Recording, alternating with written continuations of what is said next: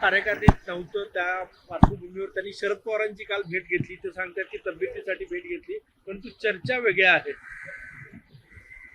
मला वाटतं की शरद पवार साहेबांच्या आणि तटकरेंच्या भेटीबद्दल राजकीय वावड्या उठवणे चुकीचं आहे.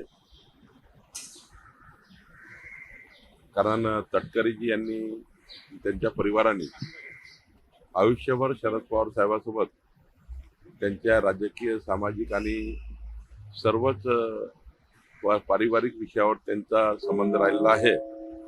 त्यामुळं कधी आपल्या भावनेतनं, कधी आपल्या एखाद्या वेळी चर्चा करावीशी वाटतं की आपले जे स्नेही असतात. मी साहेबाकडे जाऊन आलो, याचा अर्थ काही राजकीय विषय नसतात. मला वाटतं की त्या राजकीय संदर्भ घेण्याची गरज नाही.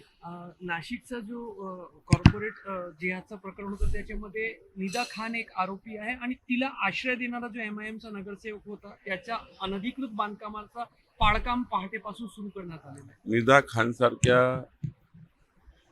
अत्यंत गंभीर आरोपाखाली असलेल्या आरोपीला अशा प्रकारचा आश्रय देणे हा खेदजनक आहे. म्हणून पोलिसांनी कारवाई केली असेल. खरं तर पोलिसच ठरवतात की असे आरोपी आणि त्याला शह देणारे सहआरोपी यांच्याबद्दल काय निर्णय घ्यायचा, आणि त्यामुळे मला वाटतं तो निर्णय घेतला असेल. MIM पक्षाने पण निर्णय काहीतरी घ्यायला पाहिजे, अशा लोकांना पक्षात ठेवून. एक सर्वच पक्षांनी ही संस्कृती, संस्कार पाळले पाहिजे की इतका गंभीर प्रकरण आहे, समाजाला कलंक असलेलं प्रकरण आहे. अशा प्रकरणात आरोपीला त्या ठिकाणी आरोपीला त्या ठिकाणी मदत करणे हे काही योग्य नाही. परभणीमध्ये वाळू माफी यांनी एका सरपंचाला चिरडण्याचा प्रयत्न केला. नाही, मी वारंवार सांगतोय, आम्ही अशा आरोपींना सोडणार नाही. मागच्या वेळी जेव्हा बुलढाण्याला ही परिस्थिती केली होती, आमच्या एका तहसीलदारच्या अंगावर त्या ठिकाणी जीवघेणा हल्ला केला, तेव्हा त्याला तात्काळ आम्ही अटक करून त्याला हद्दपार, तडीपारीच्या कारवाई आम्ही केल्या. याही प्रकरणामध्ये मी गंभीर दखल घेईल.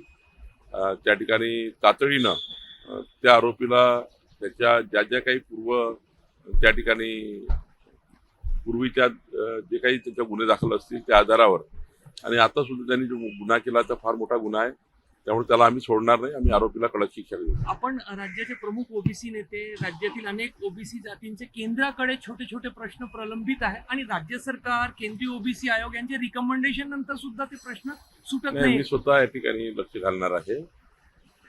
मुख्यमंत्र्यांनी मला सूचना दिली आहे आणि मी स्वतः लक्ष घालणार आहे. या 15 दिवसामध्ये मी केंद्राकडे जाऊन येणार आहे. काय म्हणालेत मुख्यमंत्री?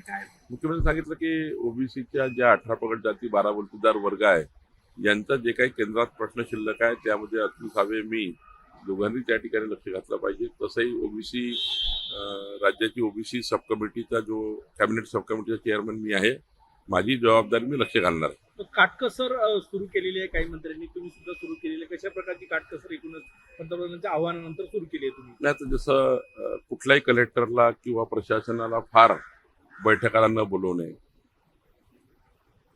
ऑनलाईनही संवाद होऊ शकतो, आणि त्यामुळं तशा बैठकी घेण्याची सुरुवात आम्ही केलेली आहे. यापूर्वी सुरुवात अशी केली आहे, पण पुन्हा एकदा याच्यामध्ये अजून कडक निर्बंध आम्ही आणू. त्यानंतर मॅक्झिमम हा जो आमच्याकडे, शेवटी माझ्याकडे तर 1-2च गाडी आहे, तेही सिक्युरिटी मी सांगितलं आहे वारंवार की कमी करता येईल.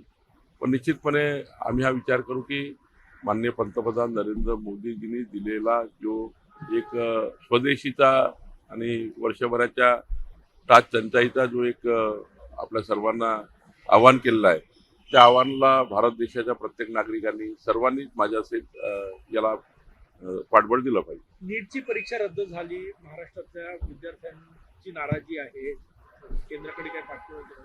नाही, ठीक आहे. त्याच्याबद्दल उच्च शिक्षण मंत्री आहे, आमच्या सरकारमधले चीफ सेक्रेटरी आहे, त्यांच्याशी आज बोलता येईल. उच्च शिक्षण मंत्री चंद्रकांत दादा नाही त्या ठिकाणी दखल घेतील. परदेशातले अभ्यास दौरे सुद्धा कुठेतरी थांबवले जाणार आहे, म्हणजे आमदारांच्या सुट्ट्या, वेगवेगळ्या कारणांच्या सुट्ट्या थांबवल्या जाणार आहे. तेच सांगितलं की पंतप्रधान मोदीजींनी देशाच्या मजबूतीकरता, आणि अनेक वेळा झाला आहे, इंदिरा गांधीजी यांनी कितीतरी वेळा गोल्ड घेऊ नका असे आवाहन केलेले आहे. चिदंबरम यांनी सुद्धा अनेक वेळा असे आवाहन केले आहेत. महात्मा गांधीजींनी स्वदेशीचा नारा दिलेला आहे. आपल्या पूर्वजांनी अनादी कालापासून आपल्याला अशा संस्कार दिले आहे. त्यामुळे आपल्या देशाच्या मजबूतीकरता काही काळ जर थोडा काटकसर करावी लागली तरी काय फरक पडणार आहे. आणि त्यामुळे आधीच सांगितलं मी, पर्याय खूप आहे. असं नाही की सारच बंद करायचं आहे. आपला स्वदेशी वापरून मी आपलं जीवन जगू शकतो याचा विचार आपण केला पाहिजे.